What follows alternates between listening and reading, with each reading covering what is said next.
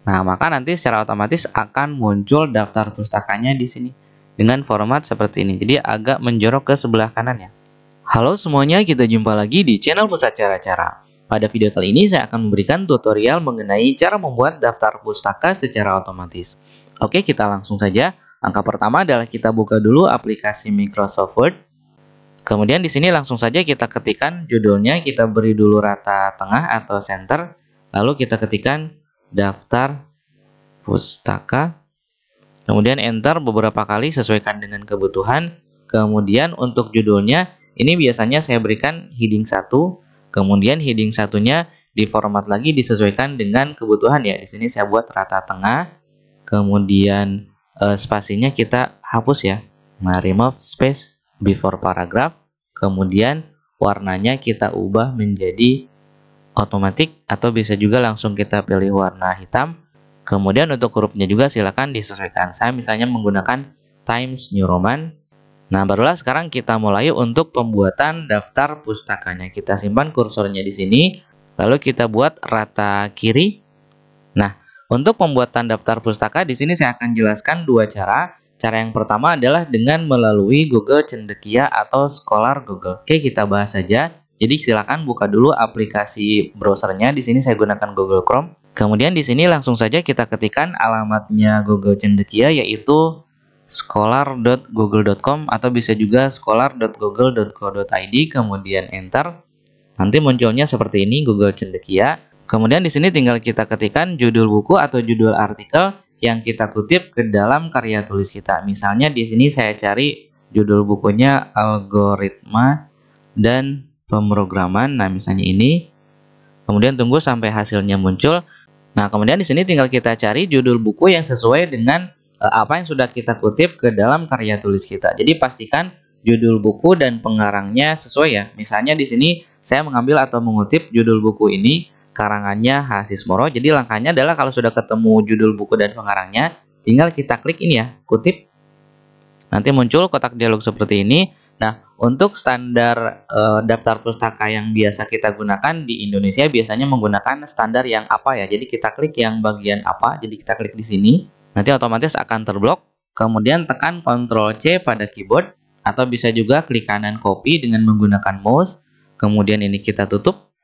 Kemudian masuk ke halaman Microsoft Word tadi yang sudah kita berikan judul daftar pustaka. Lalu di sini tinggal kita tekan Ctrl V pada keyboard. Nah, nanti akan langsung muncul daftar pustakanya secara otomatis. Kemudian misalnya kita cari lagi judul buku berikutnya, misalnya struktur data dan algoritma misalnya. Nah, kita lihat.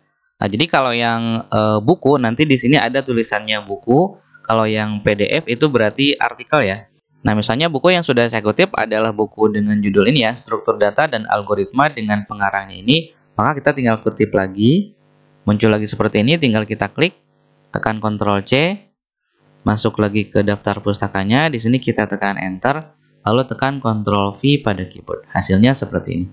Nah, itu untuk referensi berupa buku. Kemudian jika referensinya adalah berupa jurnal, maka tinggal kita cari jurnalnya. Jadi di sini misalnya kita close lagi ya. Misalnya kita cari lagi kata kunci yang tadi, algoritma dan pemrograman. Kita lihat. Nah, kemudian di sini misalnya saya sudah mengambil atau mengutip dari jurnal yang ini ya, pembelajaran dasar algoritma dan seterusnya yang dibuat oleh GG Maulana. Maka tinggal kita kutip lagi. Kemudian kita klik lagi ini, kemudian Ctrl C pada keyboard. Masuk ke sini, kita enter, tekan Ctrl V pada keyboard. Hasilnya adalah seperti ini. Nah, untuk referensi berupa buku, nanti si judul bukunya akan tercetak miring seperti ini. Ini juga sama, ini judul bukunya tercetak miring. Tetapi untuk referensi yang kita ambil dari jurnal atau artikel, itu si judulnya tidak akan cetak miring ya. Ini tercetak normal seperti ini. Tetapi yang cetak miringnya adalah nama jurnalnya. Ini adalah jurnal teknik mesin ya. Ini halaman 8. Nah, hanya saja pembuatan daftar pustaka dengan cara yang pertama ini, kita tidak bisa menambahkan referensi yang kita ambil dari artikel daring atau link URL. Sehingga kita harus menggunakan cara pembuatan daftar pustaka yang kedua. Jadi sekarang kita akan bahas mengenai cara pembuatan daftar pustaka dengan cara yang kedua. Nah, untuk yang ini saya enter ke bawah ya. Jadi saya pindahkan ke bawah. Jadi sekarang kita akan membuat daftar pustaka dengan cara yang kedua. Nah, caranya adalah pertama klik menu references. Kemudian pastikan di sini stylenya kita pilih yang apa ya, sama seperti tadi ketika kita mengcopy dari Scholar Google. Nah, kemudian setelah kita pastikan stylenya sudah kita pilih ke apa, langkah selanjutnya adalah kita klik ini ya, Insert Citation, kemudian Add New Source. Nah, di sini tinggal kita pilih. Jadi kalau misalnya referensinya berupa buku, kita pilih buku. Oke, kita coba ya. Misalnya kita ambil referensi dari yang tadi, yang judulnya ini ya. Nah, coba kita klik biar kita bisa melihat covernya. Nah, jadi ini adalah cover dari buku yang sudah saya kutip. Sekarang tinggal kita masukkan data ini ya, data judul dan lain-lainnya. Oke, kita kembali ke Microsoft Word. Nah, di sini untuk author ini adalah pengarang atau penulisnya ya. Kita lihat dulu, penulisnya adalah Harry Sismoro, jadi tinggal kita masukkan. Kemudian titel ini judulnya. Tadi judulnya adalah Pengantar Logika Informatika.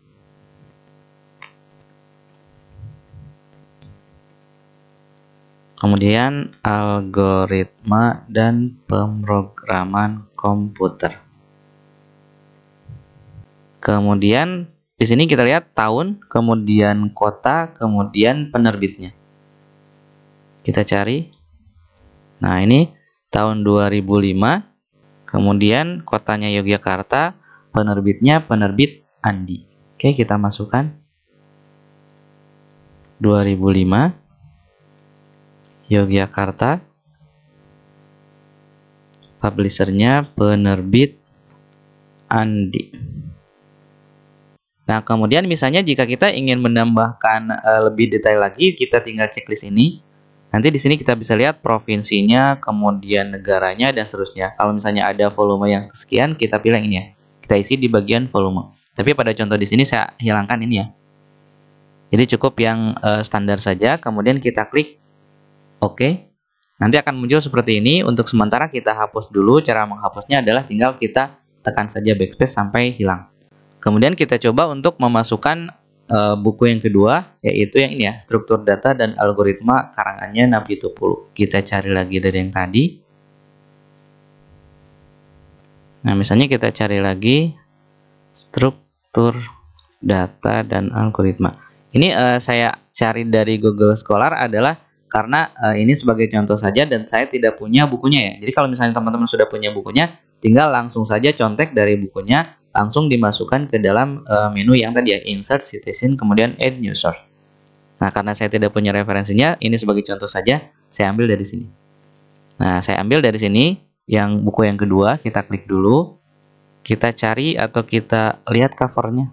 Nah, ini adalah covernya, struktur data dan algoritma, walaupun agak buram. Jadi kita masukkan di sini, judulnya struktur data dan algoritma. Kemudian kita cari lagi detailnya. Nah, kita lihat dari data ini penulisnya adalah ini ya, Normalina Napi Tupulu. Kita coba masukkan dari di menu author ya. Kemudian koma. Yang keduanya adalah Nikolaus Soter Sihombing. Nah, kemudian untuk tahun dan lain-lainnya kita lihat lagi. Nah, tahunnya adalah 2010, kemudian kotanya Medan, kemudian nama penerbitnya USU Press. Oke, kita masukkan. Tahun 2010, Medan, penerbitnya USU Press. Nah, kalau sudah kita klik OK. Muncul lagi seperti ini, kita hapus saja dulu. Nah, itu untuk referensi berupa buku. Sekarang misalnya kita ambil referensinya berupa jurnal ya. Seperti yang tadi kita ambil, yaitu jurnalnya dari Maulana GG ya. Kita coba cari lagi kata kuncinya, algoritma dan pemrograman. Nah, sekali lagi, jika kita memang sudah memiliki bukunya atau sudah memiliki jurnalnya dalam bentuk cetakan, maka tidak perlu lagi kita mencari dari sini ya. Jadi tinggal kita contek saja dari buku atau dari jurnalnya. Nah, kita ambil dari sini, kita klik. Nah, sekarang kita masukkan ke dalam parameter yang tadi. Nah, caranya sama, kita klik Insert Citation, kemudian Add New Source. Nah, di sini kita pilih jurnal artikel ya. Kemudian autornya kita isi dengan pembuatnya atau penulisnya. Kita lihat, nah ini penulisnya Gun-Gun Maulana. Nah, kemudian untuk judulnya kita lihat lagi, pembelajaran dasar, algoritma, dan pemrograman, kita ketikkan. Kemudian berikutnya adalah nama jurnalnya, kita lihat lagi. Untuk nama jurnalnya adalah ini ya, Jurnal Teknik Mesin, dalam kurung JTM. Saya copy saja, klik kanan, copy. Kemudian tahun dan halamannya kita lihat lagi. Nah, tahun 2017 halaman 8. Tahun 2017 halaman 8. Jika kita membutuhkan data yang lebih detail lagi, tinggal kita checklist sama seperti tadi. Untuk volume ada nggak di sini? Nah, volumenya volume 6 ya. Tadi kebetulan karena ada. Nah, volume 6 kita masukkan volumenya di sini. Volume 6. Kalau sudah, klik OK. Ini hapus lagi. Nah, itu untuk referensi dari artikel cetak. Nah, sekarang jika kita mengambil referensi dari artikel daring yang kita ambil dari link URL, maka caranya adalah sama seperti tadi, klik Insert Citation, kemudian Add New Source. Kemudian di sini kita ambil pilihannya dari sini ya, website. Kemudian di sini misalnya saya kasih contoh, saya mengambil referensi dari internet. Saya buka Google. Kemudian misalnya di sini saya cari kata kunci belajar pemrograman Pascal. Nah, misalnya untuk referensinya saya ambil dari alamat ini ya, misalnya. Ini kan dibuatnya tanggal 26 Mei 2021. Kita coba klik. Nah, ceritanya ini adalah halaman yang saya kutip ke dalam artikel atau ke dalam karya tulis saya. Jadi caranya adalah kita isi parameter yang tadi. Untuk pemiliknya atau autornya adalah ini ya, fixcoding.id, atau kita tulis saja fixcoding. Nah, kemudian nama halamannya adalah kita ambil saja judulnya. Ini ya, kita ambil saja judulnya. Saya blok, kemudian copy. Kita paste di sini. Kemudian nama websitenya adalah kita samakan saja dengan nama autornya ya, atau nama pembuatnya, yaitu Fixcoding. Kemudian tahun, bulan, dan tanggalnya kita cari ada nggak? Nah, ini ya, 26 Mei 2021. 2021, bulan Mei berarti bulan 5, tanggal 26. Kemudian ini adalah kita mengaksesnya tanggal berapa? Berarti tahun 2021. Sekarang bulan 12, tanggal 5. Kemudian tinggal kita copy URL-nya. URL-nya adalah ini. Ctrl C, masuk lagi ke sini, simpan di sini, Ctrl V. Seperti biasa, jika butuh lebih detail lagi, checklist saja ini, lalu kita isi. Di contoh ini, saya langsung saja, langsung klik OK. Ini kita hapus lagi. Kemudian misalnya jika memang masih ada referensi baik dari buku, jurnal, ataupun artikel daring, silakan tinggal kita masukkan lagi dari menu Insert Citation, kemudian Add New Source, dan seterusnya. Kemudian setelah semuanya masuk, langkah berikutnya adalah masih dari menu References, kita tinggal klik ini ya, Bibliografi, kemudian Insert Bibliografi. Nah, maka nanti secara otomatis akan muncul daftar pustakanya di sini dengan format seperti ini. Jadi agak menjorok ke sebelah kanan ya. Nah, kita bandingkan dengan yang tadi bawah seperti ini ya. Saya geser ke atas dulu. Nah, ini hasil dari pembuatan daftar pustaka dari Insert Citation. Kemudian yang ini hasil pembuatan daftar pustaka dengan mengambil dari Google Scholar atau Google Cendekia. Nah, kalau kita lihat ini formatnya hampir sama ya. Ini beda hurufnya saja. Jadi ini kalau kita mau samakan, kita ganti jadi Calibri. Kemudian ukurannya berapa nih? 11. Kemudian ini kita geser hanging indentnya ke sebelah kanan. Nah, kemudian salah satu kelebihan dari pembuatan daftar pustaka dengan cara yang kedua ini adalah poin-poin daftar pustakanya itu langsung diurutkan secara alfabet. Kita lihat ya, ini kan mulainya dari F, kemudian M, kemudian N, kemudian S. Jadi secara otomatis langsung diurutkan berdasarkan abjad. Kalau yang tadi kan ini manual, kita masukkan satu persatu, kita copy dari Google Cendekia. Oke, saya rasa cukup untuk pembahasan kali ini. Mudah-mudahan apa yang sudah saya sampaikan bisa bermanfaat untuk teman-teman semuanya. Terima kasih telah menonton video ini dan sampai jumpa lagi di channel Pusat Cara-Cara pada video yang lain. Terima kasih.